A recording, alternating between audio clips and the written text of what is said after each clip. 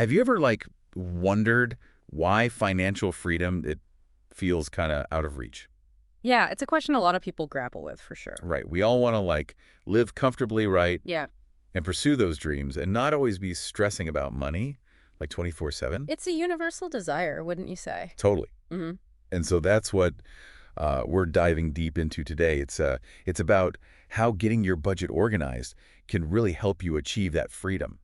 And what's interesting is a well-organized budget. It's more than just the numbers. Right. It's really about taking control, understanding your habits, Yeah, and paving the way for a life with less stress, more fulfillment. for sure. I think, disorganization, that can be a real budget killer. Absolutely. We've all been there, those impulse buys, that feeling when you're like, wait, where'd all my money go? It's Yeah. like a one-way ticket to overspending, Right. right?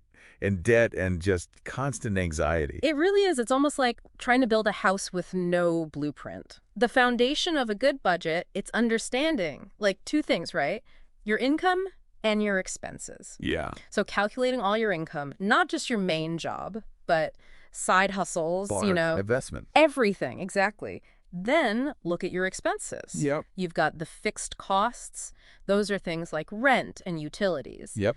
And then there are variable expenses like groceries or entertainment. Those are areas where you have, a bit more flexibility. Right. And that flexibility, it comes with knowing where your money actually goes. Totally. Right. Awareness is so Like important. those aha moments. Yeah. Looking at your bank statement like, wow, I spend that much on takeout. It can be surprising, right? Right. But once you've got that clear picture, then you can start building your budget. A lot of people, they use that 50-30-20 rule. Yeah. 50-30-20. 50% towards your needs, 30% for wants, and 20% for savings and debt repayment.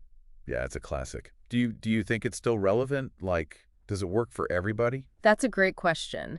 One size definitely doesn't fit all when it comes to budgeting. No, absolutely not. Right. A family with one income will have different needs than a freelancer, for instance. Totally. Yeah, So it's finding what works for you, your unique situation. for sure. Some folks like zero-based budgeting, so you give every single dollar a job. Okay. Others, the envelope system, using cash. Yeah. And automating your savings is always a good idea. Oh, for sure. Like, set it and forget it. Exactly. Pay yourself first. Love that. Yeah. What about, like, the role of technology? Mm. Budgeting apps like Mint or YNB, Yeah. they can make tracking so much easier. They definitely can. They can provide some really valuable insights into your patterns, too. Yeah. But, the best app is the one you use, right? Right. Some people, they still prefer pen and paper, which is totally fine. Absolutely. The key is track your expenses regularly, stay accountable, and adjust if you need to. Accountability, that's huge. Yeah. For me, having an accountability partner helps. Like someone you trust to kind of keep you motivated, offer support. It makes a difference. And speaking of motivation, setting SMART goals is so key. Smart goals. Okay, break that down for us. Specific, measurable, achievable, relevant, and time-bound. Gotcha. So instead of just saying, I want to save more, you'd say, I want to save $500 each month for a down payment by next December. I see. Okay. It makes it concrete and actionable. I like that. So we've talked a lot about like the practical side of budgeting, but it can be tough emotionally too, right? For- Like there's guilt, fear, maybe even shame that comes with financial struggles. How do people get past that? You're so right. It's important to acknowledge and address those emotions. Sometimes just talking about it with someone you trust, a friend or a financial advisor, can really help. Okay. And remember, you're not alone in this. A lot of people experience these challenges. Yeah. And ultimately, financial freedom, it's not just about the numbers. It's about that ripple effect. Yeah.